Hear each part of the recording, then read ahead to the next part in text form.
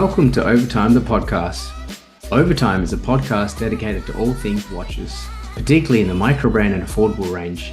I'm Praka, and this is my co-host, Justin. We are two watch enthusiasts based out of Perth, Western Australia. Join us as we discuss our thoughts on new releases, share our personal experiences, and offer our insights on building a collection. Whether you're a seasoned enthusiast or just starting your journey, Overtime will keep you entertained with informative insights and casual conversations. Let's get started.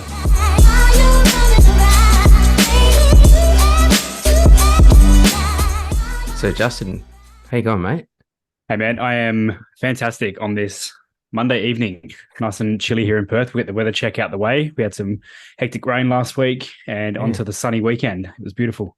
Yeah, and it's getting warmer and warmer, I think, as the week progresses, which is pretty sweet. It's getting to that spring time though, which bring it on. Oh, it's great, but my hay fever is going to kick in. I can just feel it already. Yeah. Yeah, I don't like the hay fever, but it was nice. We went down the beach on the weekend and nice. Went for a quick surf and a bodyboard, and the kids were in there chasing the waves. It was a really wholesome afternoon down the beach, followed by a nice barbecue on the weekend with the family. Yeah, awesome. Yeah, I definitely enjoying the warmer weather. Went down to the park and warm, but not too warm. You know what I mean? Yep. Like it's the best way to be. All right. Well, start off our episode today with our usual wrist checks. Justin, what have you got on your wrist, mate? Yeah, so I am finally sporting an NWA that I've been waiting very patiently for. It felt like the longest 18 days or whatever it was in the end. But yeah, I am rocking the Straton Classic Driver in Magenta. So hat off to Kyle for the price point and value proposition of this watch. It is incredible that you can kind of get your sapphire crystal, full bracelet. That's a decent bracelet. You're not dealing with, your same price point citizen kind of bracelet here. An awesome dial color. You got a chronograph. It fits well. It's 40 millimeters, perfect size for me. Yeah. Huge amount of watch for the money, but we'll possibly discuss this watch further on in the episode. Yeah, cool. Awesome. Yeah, I'm really looking forward to seeing it in the flesh. Some really cool photos you took of it before that I've had a look at, and definitely magenta, pink, orangey. Yeah, it changes. It's weird. Yeah, it's pretty cool actually. It's nice, like an added dimension to it, I guess. Yeah, nice. Yeah, but when inside, it's kind of like a lot like a plum color, and then you kind of go outside. Like I went for a walk this afternoon, in the sun, and it was just bright in your face. Hot, almost a hot pink in the sun, and even sitting here now, it's kind of plum color again. But it definitely feels like you're getting a different inside and outside experience. There you go. There you go. 2 in 1. I love it. That's it. What are you wearing today? Well, I've actually been. Well, most of the day I've been wearing my Seiko Turtle Save the Ocean blue wave dial with the shark fin on the seconds hand and all that cool stuff. I just don't really wear it enough. It's been sort of sitting dormant in the case, and I thought, I'll just chuck it on, switch to the bracelet today. So yeah, just a classic. And but then this about afternoon wise, I was like, bracelet's feeling a bit heavy, I'm gonna take it off. And I went with my Seiko 1991 vintage Scuba mid-size diver. Very cool. Have I spoke about this watch? I don't think you spoke about it on here. No. Right. Okay. Well, I didn't mean for this to be an NWA sort of chat. Run with it. But it's happening. And so basically I got this not too long ago. And I bought it as a bit of like a birthier beater, if you want to call it that. And it's great. Look, it's a rock solid quartz, 200 meter water resistance, mid-size. So it's like 38 mil with a short compact lug to lug. So completely the opposite of the turtle that I've been wearing all day on a heavy bracelet. But yeah, I like it. It's just a nice beater watch to wear around. Yeah, very cool. No, it's definitely in your vein. Yeah, and probably perfect size for you, right? It's a tad smaller than what I would like to wear for a diver, because it's 38 mil diver, and the the case shape and the bezel, it actually wears a lot smaller. I don't know how to very explain. compact. Yeah, super compact. Like if it was a 38 mil dress watch, it would wear a lot bigger. So yeah. Well, whilst we're sort of talking about topics along this line, this is another Watch 101 episode.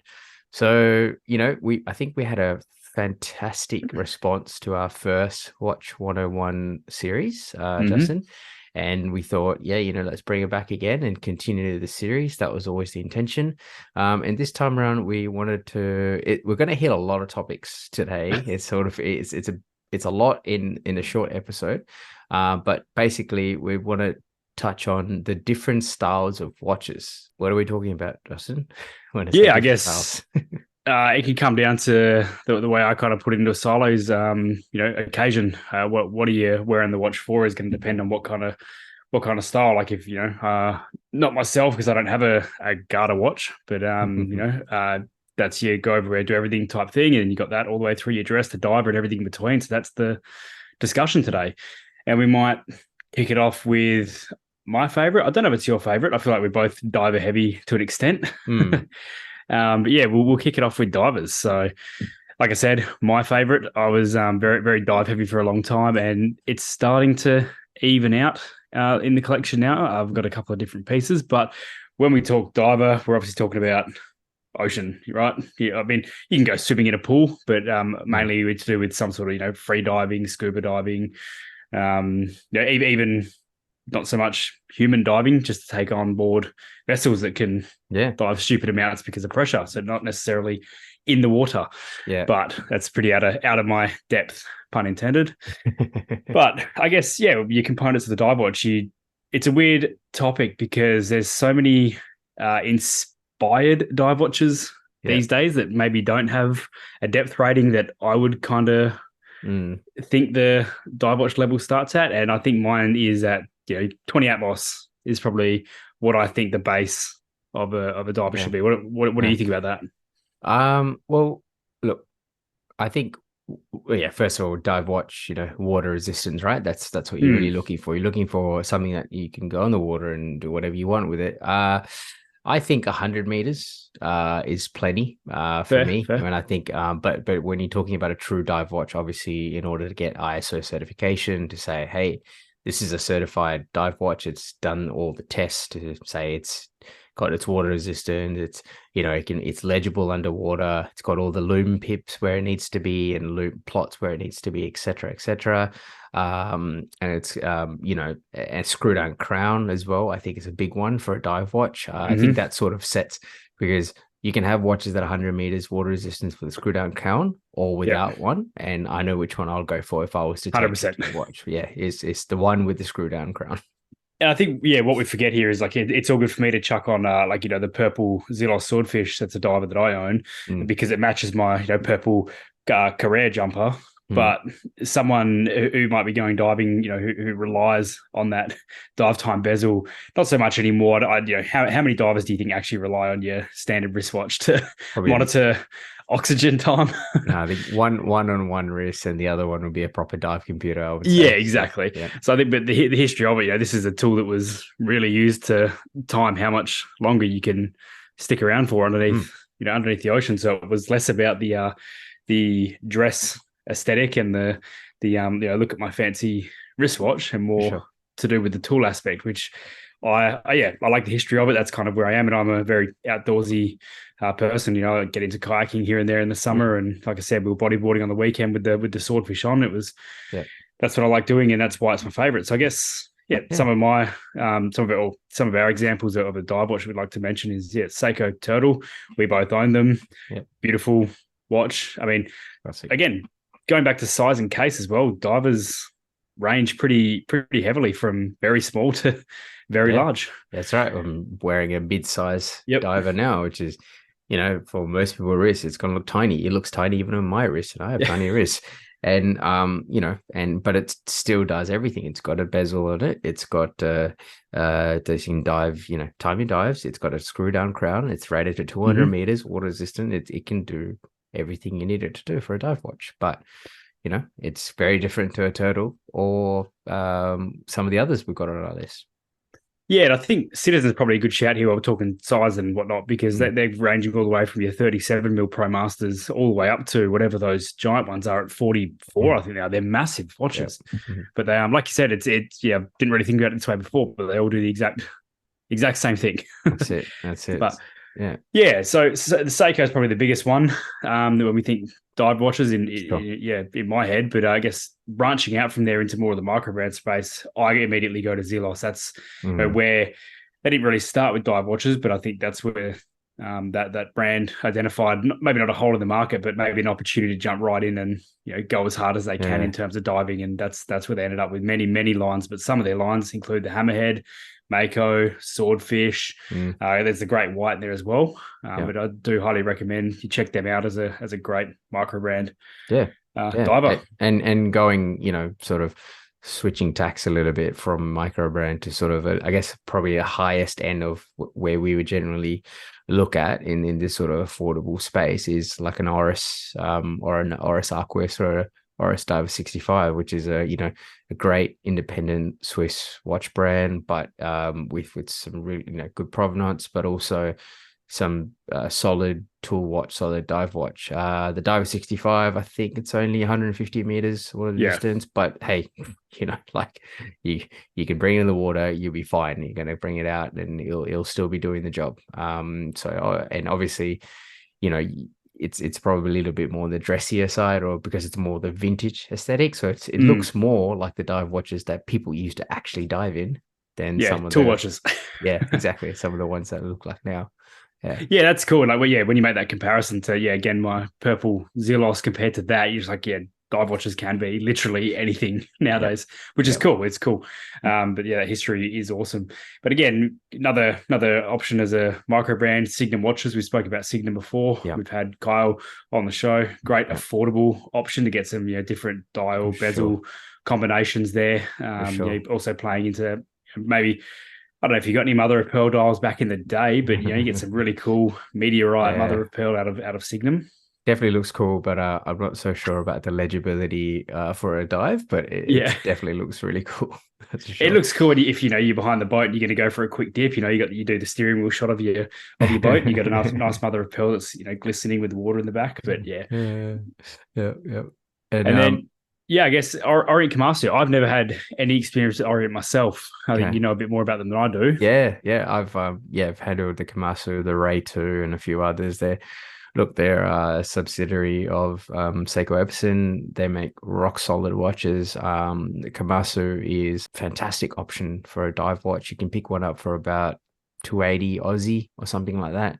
It's got the lot, it's for the price. Sapphire crystal, you've got everything, 200 meter water resistance, just the full dive watch, what you want. It's in there, and there's some fantastic colors to come with it as well. So definitely, and also a cheaper version, which is the Ray and the Mako. So the Orient Mako, which is before I'll tell the Zelos, but they've been around for a while as well, and they are cheaper. You can pick one up for $180 Aussie. We're talking like real cheap, but also real good workhorse dive watches that I'd recommend to anyone out there. Yeah, and I feel like Orient always gets a lot of praise from the YouTube world as well. A lot of reviews done in that on that brand, and they've always got top notch for the money you're spending. For sure. All right. Well, so look, I think we started off with a big heavy hitter, which is the dive watch space. There's plenty out there, so hopefully listeners can pick out some of the ones that we've said, and let's move on to the next style of watch. We believe is the field watch. So field watch, look, what is a field watch? I think a field watch really came from people having to wear it, I guess, like soldiers and people like that in the field. In the field, yeah, exactly. So they're a lot of them are inspired by sort of military design, like mil spec stuff. It's designed to be worn in the outdoors area to withstand like sort of all these conditions, but also still keep going. Not quite a dive watch, because we're not talking about bringing it to water and diving. We're talking more, just rough. You can use it out in the outdoors, and generally they're very how do you say, they're easy to read field watches. They have like not a lot of markings on them. A lot of them use Arabic numerals instead of indices. Some use two indices and stuff, but yeah, and they all seem to have very simple design. There's field watches don't really change a lot, no matter what the brand is. They always have very similar design. Mostly. That's not everyone, but yeah, I it's one of those watches that I think it's a great one to have in your collection because it's very simple, and a lot of times you can have quartz or mechanical field watches. They don't. I think a lot of the dive watches tend to be like, that we spoke about, at least, tend to be mechanical or automatic. But some rock solid field watches and quartz as well. So yeah, I just think it's a nice style to get into. Some examples I would say that immediately comes to my head is the Hamilton Khaki. 100%. Yep, that's the big one.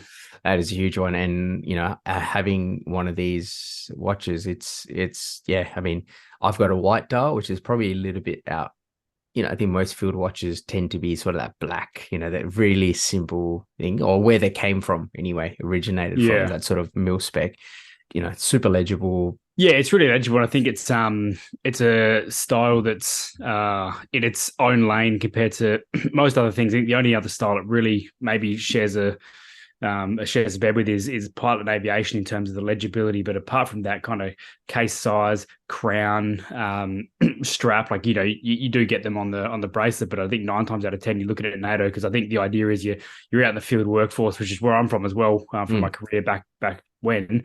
You want something that's light, easy going on the wrist, something that can move because you got some swelling, you got some shrinking in the wrist, sweat. It's it can be anywhere from being out dealing with dirt, you're in the rain, you're up towers, you could be doing literally anything out in the field really. Whereas in looking back at diving, you're on one lane, you're in the ocean, and you're going deeper and deeper, and the watches get bigger and bigger depending. Whereas in this is it's got to be ready for any situation out there type thing. Yeah, and it's not it's not to say that you can't wear a dive watch in the field if you're watching the dive, and it's not like, oh, you have to wear, and that's listeners, for everyone that's listening and not quite, where you're like, oh, we have to stay in the lane. No, you don't. You can wear whatever, whenever, man. Just it's cool to swap out. Yeah. Don't feel pressured to wear a dress watch because you're going out to a thing or a function, or feel like just wear what you like. But these styles that we're talking about is just to say, traditionally, or this is what people did when they went out in field, and these military inspired people, soldiers, all that kind of stuff. These are the type of watches they wore. So I think just to play devil's advocate there too, it is cool to have a watch in the collection fit for a certain purpose, because I've never had a field watch. It's probably going to be the next purchase in my collection, whether that be this year or next. It's the one slot I'm kind of missing. I'm not interested in any aviation type watches. I'm never going to be a pilot. I don't think I am, and I don't need one to be at the back of the plane. But yeah, it's something that I get out in the field every now and then, still for work now. Yeah, and and it does kind of start rocking in my head. Like, I'm out here, I've got the boots on, I'm in the paddocks, or I'm out up on the cliffs looking at stuff, and I kind of do want that field inspired watch to take a. It sounds maybe a bit weird or shallow, but take a wrist shot of the field watch in the field. Like it's cool, but I like having that that fit for purpose type watch. Yeah, and that's exactly how you want to curate your collection, and that's awesome. If that's what you want to do, that's what you want to do. I mean, I didn't quite set out to do that, but I just happened to have sort of a lot of each of the different styles. So let's look at some examples more. So we obviously spoke about Hamilton Khaki field. It's got so many different color combinations, sizes, case materials. They've got titanium and bronze. You can literally just have a collection of Hamilton Khaki fields. And people do. Yeah. There's people out there who do have every single, or a lot of the different variants as their collection. If you want to sort of step away from that mainstream sort of field watch, I mean, you've got some great examples in. I mean, look at Boldr, which is just a Boldr's really cool micro brand based out of Singapore. They do some really cool field watches, field chronographs as well, which is cool. Nice little crossovers. I think RZE as well do some really nice field watches. I have had a titanium RZE field watch before, and it was super legible, and it was yellow, so not exactly sort of wouldn't be wearing that in a battlefield if I was not that kind of joy. But hey, it was again super cool, legible one. And actually, I had another field watch in this list, Timex as well. Yeah, okay. Cool. Maybe field watches are my thing. I just haven't clicked. Yeah, well, you mentioned the Boldr Field Medic. Yes. Maybe a few more episodes back, but another take on adding a different take on a field watch again. Yes, having that extra functionality and extra purpose. I mean, very fit for if you had an accident or something and you're relying on time and when you made calls or when you did first aid on yourself type thing. So yeah, there can be other things. It's not just stuck to its rails. Yeah, for sure. And other sort of cool field watches is this is I think Lum-Tec. They got some really cool, like as the name suggests, full loom sort of stuff. Really high legibility, really in your face. And I think is it Bear Grylls? Is that? I think so. Yeah. Is he an ambassador for No, I think he's Luminox. Okay. Just off the top of my head. Yeah, my bad. Luminox, you are correct. So not okay, but anyway, we're half there. But Lum-Tec still has some really cool stuff, and nice, legible field watches. And how do you say it's not as expansive as say the different styles of a dive watch. It's sort of still, even innovation in the field watch space, it's not huge. It's sort of enough to have different styles, different tastes, but not like completely different, Yeah. I feel like it's gaining momentum because the last brand I want to shout out in field is Smiths, and that's a strong contender for what I'm thinking for field as well. Sure. And they've got an aventurine dial as well. It's beautiful, and it's very you can tell the quality in that aventurine is a lot higher than other micro brands or any other brand I've seen aventurine done with. It is stunning. Okay, well, maybe this is your aventurine watch. I know you've been trying to get one. If I could tick the two, I'd be happy as. But sweet. All right, we might move on to the next style, which is this one is one whether or not majority of people listening. We've all had one. It's a fashion watch. I've had one. Praka's had one. Yep. So I have explained this before on the podcast. I think I had a 40-something, horrendously big, we'll put it that way, movement, gold with just a black dial, date window, gold handset, Quartz watch that cost me 200 AUD. And it was solely bought for thinking that girls would think I had a bit more money than I did as an apprentice when I was clubbing, and that was it. And it probably didn't serve its purpose whatsoever, but they exist. A lot of people start out with them in the hobby, and that's why we're talking about them. I don't know. I think I was at uni or something, or just finished up school or something like that, and I just wanted a new watch, and me and Mrs. went down and we looked at a watch and said, "Oh yeah, this looks cool." And I was like, "Hey, it's all black, gunmetal, sort of coated, PVD coated, black dial, with a Diamante on the top." Like, just so not me, but for some reason also looked, but it was very simple looking as well. It wasn't huge, but it was still 42 mil or something bigger than what I would normally get. And it was a Kenneth Cole, it was a New York fashion brand, and that was sort of that was my gateway into watches, and that's how I wore that for a couple of years and sort of didn't really think much about it, wore it here and there, and then eventually, obviously, like yourself as well, we either we retired it or we moved it on. I actually moved it on because it was working really well and it looked good enough, and someone was like, "Hey, this looks cool, I'll buy it off you." I was like, done. So I put that towards my Seiko 5. So, yep. Yeah, I think I might even be a repeat offender here. I think I picked up Michael Hill at some point too. I remember working in Sydney and I think it was Chatswood shopping mall. Yeah, I think I remember walking around and seeing, some sort of dirt cheap price on a rose gold toned chronograph of some kind. I'm pretty sure there's a photo on Instagram. I'll pull it up if I can and show you later. Okay. But yeah, I mean, they exist. It's kind of like the argument we make for the Swatch stuff. It's going to get someone into the hobby. Yeah. Sure. If they're not bad things. We know what they are. People listening to this probably know what they are. Yeah. But for someone, it is a gateway, and that's a good thing. MVMT, the Horse, Vincero, all those types. A lot of them sort of come out and say, we're disrupting the watch industry, and we're going to give you great value watches for for a quarter of the price or a fraction of the price, and all this sort of stuff. You see all these ads like, oh yeah, this watch is better than a Rolex and stuff like that. Yeah, it's like, oh god, like, okay, let me put that to bed here. No, it's not better than Rolex. Okay. And as much as I'm not the biggest fan of the Crown, I know when to give props and when to give right. No, your Vincero is not better than Rolex. It's like that brand. There was a relentless time. I think it was around the time I got into the hobby. Filippo Loretti. Their marketing was off the charts. It was every second post. It was all over Facebook. Yep.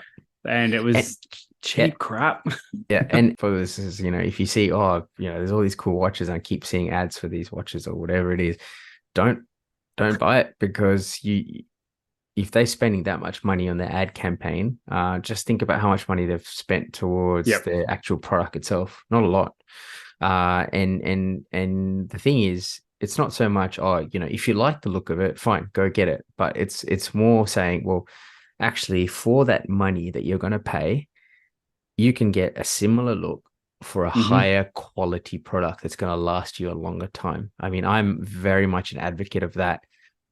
Way before I even started collecting watches or anything like that. Whatever I try and get, I always try and get a good quality product. I always try and get it at a good price, a reasonable price, and a good quality product that's going to last me long. That's like electronics 101 for me. Anything that's how I've always done it.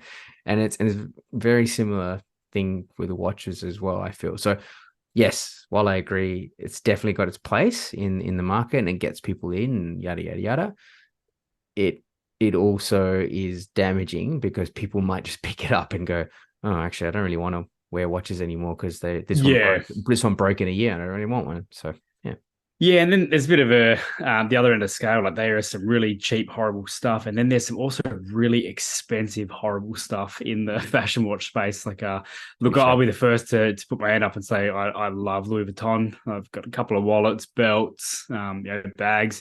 Love the brand watch roll, but their watches are hideous. They're so ugly. There's been no thought put into them. I can't remember if it was their only watch had the famous scientist on there. I can't remember who it was. But they had this horrible dial. But yeah, they're not cheap. You're kind of looking just shy of kind of Tudor money by the time you spend Einstein. Yeah, Einstein. That's right. The Tambour Einstein. Yeah.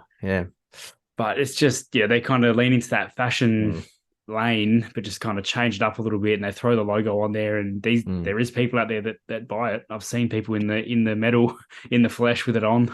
Do you know roughly just how much that Tambour Einstein? Is it around 10? No, so the estimate for that, because it's only watch, yeah, 340 to 440 Swiss francs. So a lot. Buy a house, buy something, anything better, anything better with that amount of money. You can buy so much. Buy however many Seiko 5s, you're going to get more value in your lifespan than that one watch. Yeah, and Gucci is also very similar lane. There's all these like Gucci watches that you're like, it's not made. How do you say it? It's kind of like perfume, I feel. There's perfume where you can buy like, I don't know, Armani Exchange, Armani and blah, blah. And sunglasses, you can go buy Gucci, Prada, whatever. A lot of the times the brand basically knows they're a profitable brand, they're a marketable brand. They go to someone and say, all right, here you go. Here's a license. You pay us money and you can manufacture the product under that license. And perfumes are like that. Sunglasses are like that. Well, most of them are like Luxottica, who owns that. And I believe to a less extent, watches are also the same, or probably around the same as well. I mean, I'm looking at this Gucci dive watch right now. That is horrendous. I mean, Yeah, they're so ugly. it. Who will use this to dive in? Oh, it's just, yeah. But it's a Swiss-made Sellita S200 40 mil dive watch with a nice looking bracelet and case. But Yeah. hey, all that specs, all that look, that exact same look. Listeners, go and buy yourself a second hour watch we spoke about last week instead, or 2 episodes ago instead. Do that instead. Go Get some innovation, get some thought. Yeah. Go buy, go buy an Oris even if you want to stick with the main brand. Like, don't pay $4,000 for this, please. It's actually so funny because I was in a shop called Culture Kings in the city. It's a shop I used to shop in. I still buy a hoodie from there every now and then. Yeah. There is, I don't know what the brand is that they sell, but they're all knockoffs of Gucci and LV watches. So they're homages to the stuff there. It's wild. Wow, I'm so curious as to what that is. Okay, it's not a Nixon, is it? No, they're not Nixon. That's that big surfy brand. I can't remember what they are. I'll find it and I'll come back to it. Okay, we'll come back to it. So listeners, you stay away from it. That's so. Anyway, well, okay, awesome. Well, let's move on from fashion watches then, I guess, and let's move on to our next style we want to talk about. So we're going to talk about racing. So what are we talking about when talking about racing watches? Basically chronographs, right? Like I think the chronograph watches, so to be able to keep time, to be able to stopwatch or whatever you want to call it, and to have that sort of functionality as a stopwatch is I would say the biggest thing for a racing watch. But a lot of them also have like tachymeter scales as well. So tachymeters you use a scale to basically calculate speed based on time, distance, and stuff. But hey, I'm an engineer. I'm good at maths, but I just haven't quite, stopped to think about how the tachymeters work. Maybe I should do this. Maybe I should do this as a secondary thing. But yeah, look, it's at its purest, it's a chronograph, and there's been so many well-known chronographs over the years, and they're all linked to some awesome, events, like whether that be Olympics, whether that be different races like the Le Mans and Daytona. Just there's so many different. Just the stigma between Steve McQueen and Tag, and then you've got all those Tissot whatever watches they are that are linked to the motorbikes, the superbikes, not superbikes, the other one. But yeah, there's just so much ties and crossover in racing and watches when you really deep it. Yeah, and that's what essentially a racing watch is. I mean, looking at something that you have actually, which I was about to make this comparison. So I was just thinking that these Tissot watches, they're in collaboration with the Grand Prix in terms of sports bikes, and each rider, I think the top 10 or 15 riders get a certain colorway attached to these hideous T-times or T-touch, whatever they're called, with the rubber bezel that has the tracker of a rear tire or something. It is just, anyway, they come in a little helmet, and that's the grab. You get a little helmet with the number of the race. You get your Valentino Rossi or your Marc Marquez 93 written on the helmet. That's the collectible piece, not the watch. The collectible bit is that, and that's the inspiration. We'll put that in quotations there for that watch. But then what I'm wearing today is I wouldn't say racing inspired. I think it's more motorsport inspired here or whatnot, because it is a 70s inspired, watch. It's a classic driver. So when you're thinking back towards, classic drivers, the car that this one is thought about is the Alfetta GT that Kyle has a love for over at Straton Watches. And when you look at the picture on the website of this watch and kind of compare it to the watch itself in person, the beveling really reflects on the beveling on the case really reflects the way that car kind of looks when you really have a good look at it. And you look at the shape of the case, you're like, oh, the front of the car, the way that comes down with that side panel rolled up above the front tire. There's a lot of ties there. And it's a great example of how, not so much racing, but motorsport has inspired this line. And Straton has a lot of that in there. Whereas again, you go back to Steve McQueen's and Tag Heuer, there's a lot there in terms of the watch stands by itself. We all know what the Monaco is, or I'd say most people know what the Monaco is, and the tie to Steve McQueen. But then you've got that whole golf colorway as well.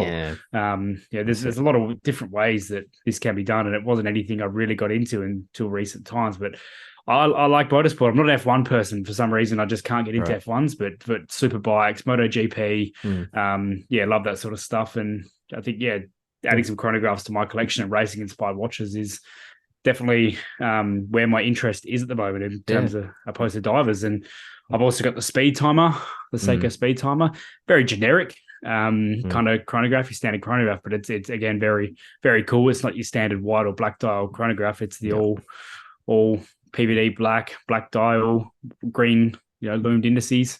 I guess as well, I had the Yacht Racer from Straton, another, racing inspired, but a different type of racing. You talk about racing yachts, which there's also a huge market and crossover for in watches as well. There's a lot of, we spoke about Tissot's Regatta timer, and that could be its own episode, chronographs and races. For sure. And I only just picked up my chronograph in my collection quite recently. Actually, no, I lie. I did have a chronograph ages ago, which is a Timex, which was awesome, great fun.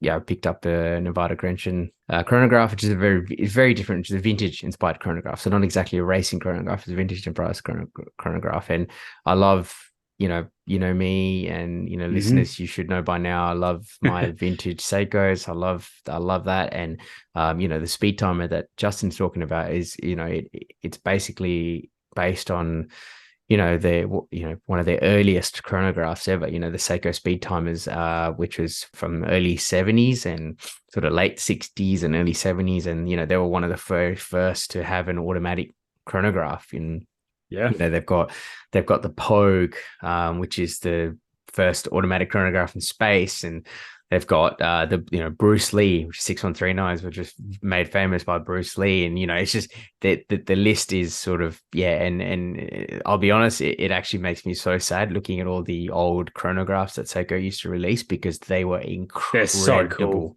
The Pogue, that yellow dial is just, it stands on its own. It's always going to stand on its own. And there isn't going to be a better Seiko chronograph than the yellow dial Pogue. It's always going to be the one. Yeah. And I mean, maybe, I think, a little bit controversial. I'm not I wouldn't personally wear a Pogue. I just don't feel like the colors work with me. But all the other Seiko speed timers, the Bruce Lees, the three different types, they got even the Subvert, I think, just like the blue, it's like a light blue, that's it. And the Coke dials and stuff as well, I love. And even the 7016, which is like a flyback single register chronograph. That's just it's just incredible. And and it all, like, they made the very first sort of, I think it was like a single register chronograph, which was there, which was in 1964 when the first ever Olympic Games was held in Asia, in Tokyo. So it was created it was a mono pusher that was created just for that. And it was, to this day, there's still examples out there, and it's going to cost you a lot of money, but that stuff, people knew what they had back then. Oh no! I wish sometimes I bought stuff when I first saw them. When I first started this sort of. Even just 5-6 years ago these days. It doesn't have to be back in the time. No, prices of. I mean, even I think Kyle spoke about this before as well, and he just said he used to pick up some, Valjoux movement chronographs and Lemania movement chronographs for like couple of $100 US, and now you'd be lucky to get something for under $2,000 US, something like that. So it's just that's the hobby. But this chronograph racing space is definitely becoming where my interest is really lying at the moment. And it's that's attaching to the history. Like, I like the history of the dive watch and where that is and everything, but racing inspired is definitely where my interest is lying. Yeah, there you go. It's funny, we've both been building our love of chronographs, but like coming from very different angles. I'm not really a racing sort of sport guy. Like I would enjoy it if it's on, but I don't really seek it. But the vintage chronograph, all that aesthetic, that's me to a T. Yeah, so, that's cool that we kind of cover both sides of the fence there. Yeah, that's it. There you go. It worked out well. Well, I guess, moving on from racing, I mean, aviation has its own pillar of racing as well. But aviation and pilot watch, this is something I've never had anything to do with. Nothing against this style of watch, but it does not do anything for me. And I think it's solely based on how plain how basic that watch usually stays. When you're talking your three-hander, they get incredibly different when you're talking about IWC and Breitling and the levels of quality and workmanship go up. But when we're talking about your standard Fliegers like your Larco, Stowa, Sin, different price points there, but all pretty identical when you look at the watch itself. And that's not knocking these brands at all. It is just they're all very similar. This is how they're designed, right? They're the Type A, they're the Type B, and it's very much a similar design language and code that's existed since the World Wars. That's where the Fliegers and the aviation style watches came from. And really it's about, I think the difference, an aviation or a pilot's watch is all about legibility, right? They're gonna the pilot and the aviation, whoever's needs to see stuff clearly. And I think those Fliegers are normally very big. Even till this day when trends are coming down, pilots' watches are generally still big, 44 mil, 42 mil, because that's the functionality has to be big and clear and being able to see. However, in saying that, on the other side, which is your aviation watches that have a bit more functionality in it, like the Navitimer, Breitling, and the Seiko Flightmaster Citizen Nighthawks, which have all these scales and the dial's full on that Citizen Nighthawk. Shocker block, and it's just full of you can calculate how much fuel airplanes burn. There's numbers, there's lines, there's so much on there to the point where I've looked at them before and just gone, I couldn't wear this myself. I see the attraction to it, but it's also just I have no idea what is going on. Where do I even look at the time with some of these? Whereas that's where looking at that kind of makes something like the Stowa and the Sin or Stover, how you say it, look a lot more attractive. But I guess it was interesting. We've seen Tudor do a crossover with was it Alinghi Racing for the Red Bull? Yes. Red Bull do a lot of aviation sport and extreme sport and racing and stunt shows. Maybe there's something in the future in terms of racing and aviation crossing over again. Yeah, maybe. I think Alinghi they used to, even Tissot used to make watches for Alinghi, didn't they? Oh, right. Okay. Was it Tissot? No, I don't know. Maybe not Tissot. I'm thinking somewhere else. Yeah, they used to have partnerships with Alinghi had partnerships with other brands as well, so not just Tudor. So Oh, let's hope if they do a racing inspired watch, it looks a ton better than that other one. Oh yeah, we did sort of slate that one, didn't we? Yeah. Anyway, but nice. Okay, cool. Well, some other, I guess we've sort of already, and another cool one, which is a little bit, it fits in the mold, but also doesn't. It's GMT watches. GMT watches, you could still argue that it's a pilot/aviation watch because, the functionality is there, right? If a pilot is flying between different cities, different countries, to be able to just quickly go, bang, bang, this is what the home time is, what the home thing, to be able to just look at it and go, yeah, this is what it is. I was like, I don't need a GMT. I never need a GMT, but I picked one up, over a year ago now. And, I've been overseas for work and and it's actually functional, like it actually works. And it's a traveler's watch. Yeah, exactly. And it actually works. And I was like, yeah, you know what? This is not too bad. So obviously I'm going to plug, what I've got, which is the C65 GMT. It's a super well built watch by Christopher Ward, but you've got all these new Seiko 5 GMTs. You've got a heap of GMTs popping up with Miyota. There's Miyota GMTs movements as well, like Laurier's and alike. And I reckon, that sort of falls in the similar style, but not. Definitely. It's more similar functionality, but less the style, I guess. Yeah, it's an appropriate complication for traveling. Yes. I guess. Well, here's a question: you've got your pilots flying the planes with your GMT, and you've got captains of the ship. Are they wearing dive inspired or Where does what does a captain of a ship wear? Well, I've never really thought about this. It's like, I've been like sort of on different vessels and stuff for work before, and I've seen what have I seen on people's wrists? I've seen a Seiko dive watch. I've seen a Submariner. I've seen a Tudor Submariner, actually. Yep, which is the one, beautiful. recently. Yeah, Tudor Submariner. So I have seen what did I see the other time? Yeah, very dive watches. Yeah, Dive is watches, what yeah. I'm saying. Very much like dive watches is what I've seen. Yeah, I don't think the ships that I've been on anyway. So yeah, they all seem to have dive watches. Yeah, interesting. Yeah, cool. All right, let's move on to the next style, which is dress watches. Now, what makes a dress watch? Dress watches normally very, elegant watches that are, simple, very much not in your face, generally anyway, very classic styles, right? I mean, yeah, these are the watches that made watches in the first place. If that makes sense, like these dress watches were the first watches, right? They came, you came from your pocket watch to which were very dressy, of course, and it's very period era, it makes sense. And then it shrunk down to a wristwatch, and then that's what a dress watch is. I mean, everyone used to wear that all the time. Back in the day, it was a dress watch wasn't a dress watch; it was just a watch. Yeah, this was I got the promotion. I'm retiring. This is that. You've got that nice watch to go out to your Sunday dinner or your function, your golf, whatever you're going out to. That was the purpose. Yeah, for sure. And obviously dress watches can have a huge price range. You're looking at like, I don't even want to name them. There's just so many like expensive ones. But obviously, when we talk about dress watches, we're looking at stuff like the Seiko Cocktail Time Presage lines, which are beautiful, clean, simple, and they look really nice on a nice leather strap.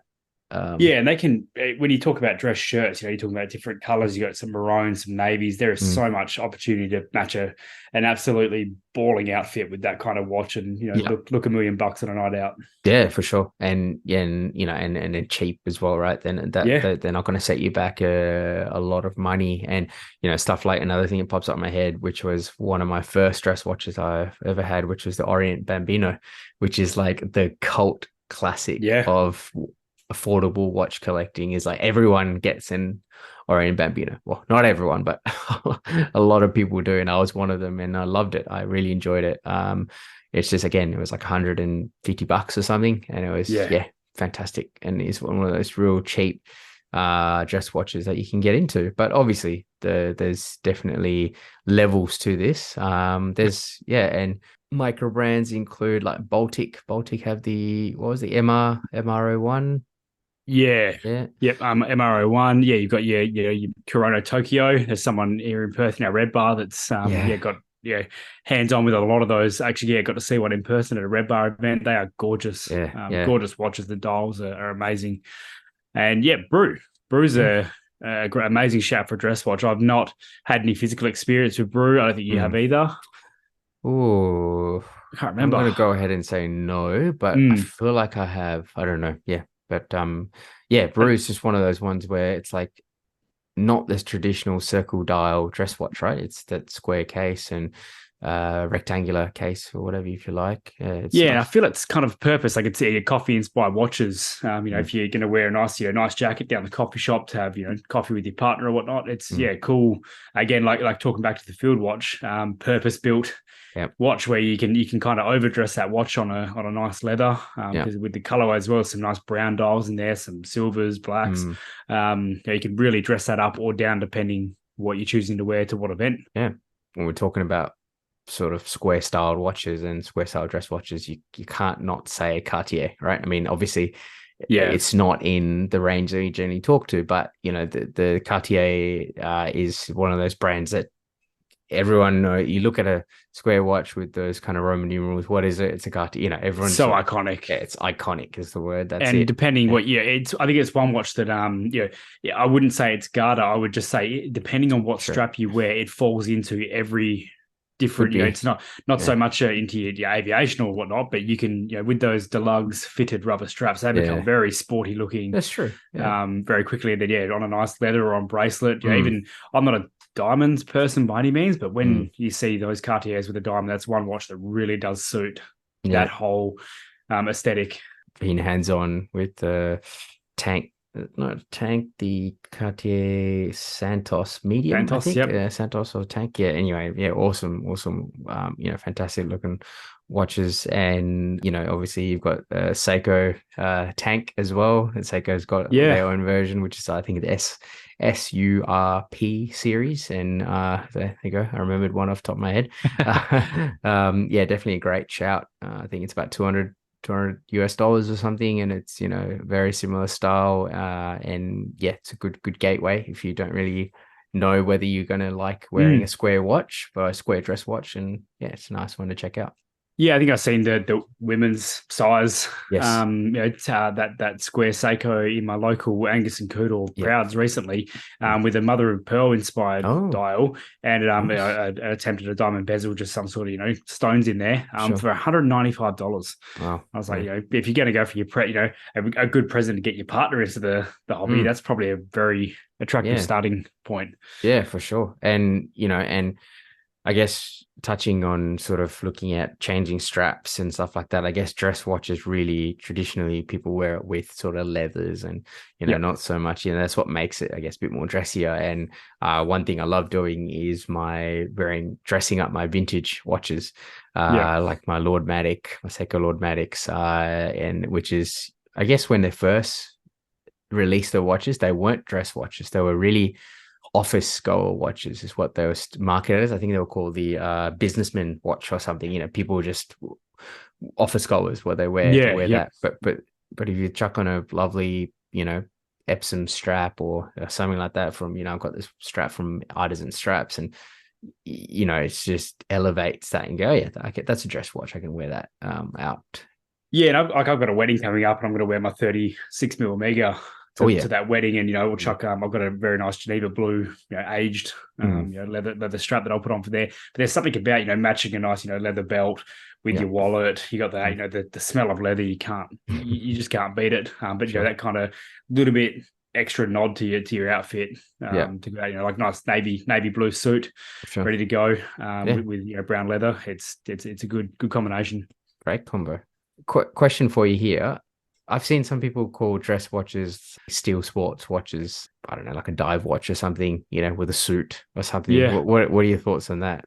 I'm all for it. I think when we met at the first Red Bar, I was wearing the Captain Cook, the green Captain Cook on a black leather from Geneva Blue. Yes. And that was one of my favorite to dress up, because I think I wore like a white jacket that night, and it was it was that watch is thin enough to kind of slip under the cuff, and that was one watch that you could get away with it. But I think chucking the 22mm leather I've got onto my Black Bay would just not work whatsoever. I think you actually lose the dress experience, like, because the Tudor, the Heritage with the red bezel and the gilt dial is a nice watch. And I think with a darker shirt, that gilt can kind of really give you a dress aesthetic in a dive watch. And I think by chucking that on a leather, you kind of cheapen the look and maybe take away from the whole aesthetic and make it look a bit funny due to size and the lug to lug. Yeah, I think that really worked. Like with the Rado, was because the Rado Captain Cook is a vintage inspired diver, and vintage inspired divers, I reckon, on leather look really good. Because again, they have that sort of dressy feel to them, and a bit more simpler. But yeah, like I've worn dive watches with a suit before, and it was, I've done that before. Is it my favorite? Probably not. I reckon a nice leather watch for the leather band is probably a bit more appropriate. But hey, you wear what you want, as we said before. do you. the other thing here is you look at like HD Straps. That dude customizes all types of leather too. Like you could, I've messaged him before because I was going to buy something, but I never really dabbled into leather. And yeah, shout out to that guy because he helped me out no end for me to not buy something from him in the end because I never bought leather. But yeah, he was very. If you've got like the purple Zelos I've got, he will stitch match. He will come up with some sort of ostrich leather and get it to color match. Like he does some amazing work with leather watch bands. Yeah, HD Straps. I think one of the guys I've spoken to before in the AWL. Shout out to those guys. I think ostrich strap. It's pretty wild. Some of the things, and yeah, his name's so HD Straps is he's based out of Vietnam. His name's Tuan Vu, and yeah, I think you're definitely not the only person who talks real high of him. I think there's a lot of different people that have a really good experience with him. So nice little shout out there. And yeah, lastly on the dress watch, like with the color combination, shout out to from our Red Bar Ice Cream Lens, I think on Instagram. Sorry if you don't be shouted out. We'll ask you. We'll bleep it out.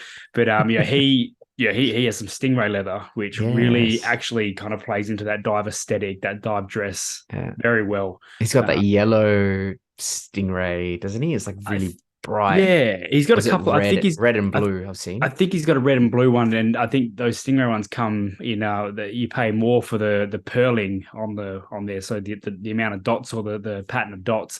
And yeah, his the way that gets paired. I've seen a couple of his photos on Red Bar is really plays into that dive aesthetic. And then you kind of, how some people wear like you get your maybe just your navy blue suit and you get a tie that's a funky color or something fun. That's the draw. Like that kind of watch reminds me of that. There's the draw. You've got your stingray leather. You got a blue dive watch. There's something cool drawing away from your nice outfit to look at, but you're still in suit. For sure. Make it your own, I guess. And done a great job. Sorry again. Yeah, wear what you want. Good point. Last style for this episode is Gada. So Gada, Gada, go anywhere, do anything. So this is a hybrid style watch. So I think you own a couple of Gada style watches. I own one that may dabble into the dress or Gada. I think it's more Gada depending on strap. But I guess we'll kick it off with go anywhere, do anything. It is exactly what it says. You should be able to wear it anywhere. So if you're going out in the field, if you're running to the shops, if you're going for coffee, if you're going to a wedding and you got a slipper suit on, it should be fit for everything. And I think the first watch we've got on the list here, the Tissot Gentleman, is the one watch I think of, especially the blue like you've got. I like the green with the sector dial as well. But I think that is probably one of the best modern examples of a Gada watch. Yeah, and yeah, I think you're bang on right. It has to be rugged enough that it's you can wear it wherever you want, but also it's good legibility. It's tough. It looks good. It's got some water resistance. It doesn't have to be like completely, 200 meter, 300 meter, 1000 meter. It needs something you can be able to, I can, with that Gentleman, yes, it doesn't have a screw down crown, but I can just jump in the water and, it's not really a big issue because I know it's got 100 meters water resistance. I know that if I don't accidentally knock the crown out, it'll still be fine, there. And I can just change strap up. Like I've had it on a leather and it looked super dressy. I have it on the bracelet and it's more, like I guess more of an everyday style thing. I could put it on a rubber strap and it automatically becomes like a sportier thing. And in fact, I would say more than my Tissot is my Astor Banks Fortitude, which is definition of Gada. Literally looks fantastic, 200 meter water resistance, screw down crown. It doesn't have a dive bezel, so I think that's quite an important sort of thing. Is a lot of the Gadas, they don't have dive bezels. They're very much a very simple watch, aren't they? And I think with the Astor Banks, you're right. It's on bracelet, it can go anywhere, do anything. Like you can chuck any jacket, hoodie, suit, and that watch is going to be able to. Well, we catch up regularly for coffee, and you're often wearing, a button-up shirt for work, and it always looks 10 out of 10 on the bracelet. Like you can't. I think you'd find it hard to dress that watch down.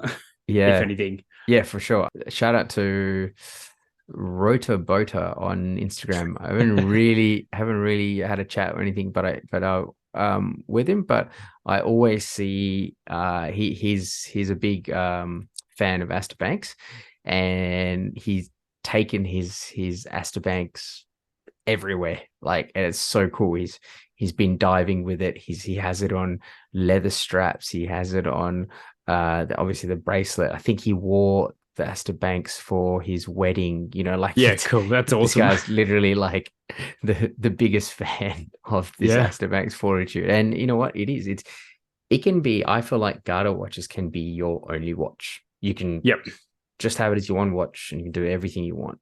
And yeah, it's one of those things where probably not great for us, I guess, because we're collectors. We like to have lots of watches. But even if you don't, if you're just looking for one or two, and that's pretty much it, it's that.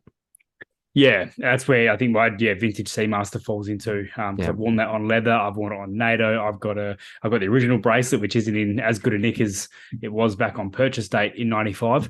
But the Milanese mesh I bought for it makes it a bit more sporty. It just ticks every box, depending on what strap I put on it. Question for you. Yeah. Or question for everyone. I think that the ultimate Garda watch is the G-Shock.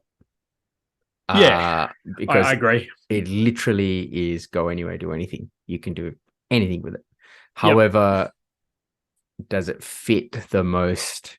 Does it fit a dressy style? No, it does not. But then again, people wearing Apple watches with suits. Like, that's what I was going to say. If you talk about a square G-Shock for $150, you can swim, you can run, you can climb, you can kick the footy with the kids, and people wear a square. I've seen people wearing Apple watches at weddings, and it's no different. I'm not a fan of that. It's less annoying. That's the only difference. You don't have someone less intrusive. That you have someone looking at their wrist every 5 seconds while talking to you, or pretty like, oh mate, just put that away, please. Anyway. Got to check that FedEx shipping status at the wedding, mate. That's what you got to do. Sidetrack. No, I agree there. I think it's a great shout. And I've been wearing my G-Shock a lot more as of late, especially wearing it to the gym, wearing it out for runs. Nice. That's the thing. It's comfy. Whereas, there's you can't. You see people on Instagram all the time kind of take a photo, with a barbell loaded up, ready to deadlift at the gym. And I'm just like, you cannot be lifting anything with a crown. Well, I've seen I have seen photos of people with like the Submariner and stuff like that. I'm like, what are you doing? Like, I can't even get off the floor without a crown hurting the back of my hand. Like it just makes no sense. And maybe it's just a photo opportunity. But anyway, I won't judge. If that's what they want to do, then you do you, man. You do you. Yeah, and that's the thing. If I'm going to be throwing around 25 kilo plates, I'd rather drop it on the $150 G-Shock than anything else in my collection, whether it be the $500 Straton up to the Tudor.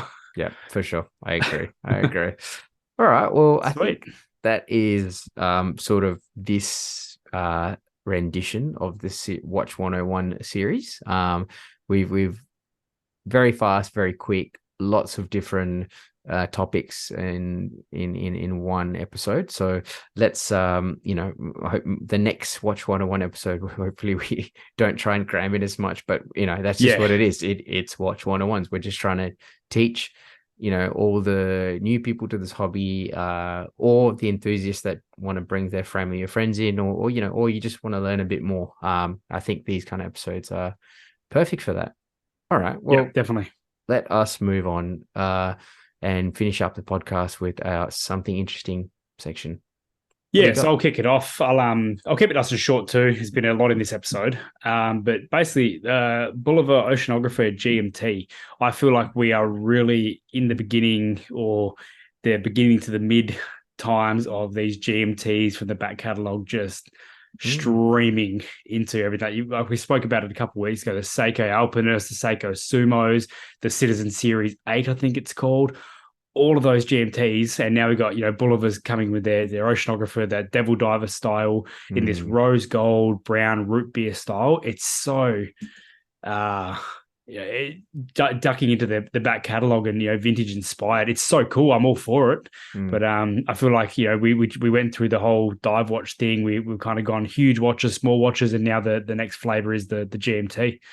But I'm here for it. It's cool. I think it looks really cool. Not my style in particular. I'm not really a gold kind of wearing guy, but it's cool that there are different style of GMTs out there coming out. And obviously, like you say, it's inspired by the Devil Diver. And below the Devil Diver is a classic, Yep. It's one of those ones, I think it's from the 70s. And yeah, it's just really cool that they've done this with the GMT, because I've seen one of my mates has the orange Devil Diver. Such a cool watch, man. The orange is so nice. It's blinding, the orange Devil Diver, actually. But no, I just feel like all the ducking into the back catalog, what we spoke about TSO and stuff, this feels like it's from that era. It feels like you're putting on a watch from the 70s. It feels very inspired. I think they've done an excellent job, absolutely nailing the colorway with the root beer. Obviously, Rolex has their root beer with this, rose gold tone or whatever they call it. But these big block hands, big block indices, a bit of a sector dial going on. Or for me, remove the date and you've kind of got the perfect diver GMT, in my opinion. What is your favorite colorway in this? The orange. In the GMT? In the GMT, yeah. The gold? It's the gold. So I'm not a gold person either, but that might be why I'm kind of like, because I'd never buy this. Sure. Especially at the price point of $2,099. It's not cheap. It's up there. But at the same time, like, I think it's a gorgeous way of doing, rose gold plated. You kind of get that nice luxury experience compared to the Rolex, sure, inexpensive price. Yeah, I like the white dial. Full loom dial, white dial. The black and white bezel is cool. Rubber strap looks awesome. That looks really sick. And I love that tonneau case that the Devil Diver has, which is like the turtle style case. This 9075 meter movement is the what do you call it, the independent hour hand. So it's the Caller GMT, I think it's what's called, not the Flyer, or the other one, sorry, it's the Flyer GMT, not the Caller. I'll be honest, for me, it doesn't make a huge difference. I find both easy. I've got a Caller GMT and it's easy enough to change. But anyway, I reckon it looks cool. And that's a sweet pickup, man. Well, not pickup, but potential pickup. It's a cool watch. Yeah, cool. Beautiful. What have you got this week? Yeah, I'll be honest, absolutely nothing. I've just not really seen much apart from the stuff we've been, I guess, discussing for this episode today. So I'll miss me with that this week, but I'll come back with a big one next week. Yeah, no, all good. No, it's it's been a busy week. We're recording on a different night again. I can hear my young one calling too. So I think it's about time we wrap it up. Time. All right. Well, if there's nothing else, we'll leave you guys to it. And we'll see you all here next week. Sweet, man. Take care. Thank you for joining us on Overtime the podcast. We hope you enjoyed this episode. You can find us on our Instagrams at Overtime the podcast, at Kinda Average Watches, and at Horology Capture. We appreciate your support and value your feedback. If you have any questions, suggestions, or topics you'd like us to cover in future episodes, please hit us up. We would love to hear from you. Until next time.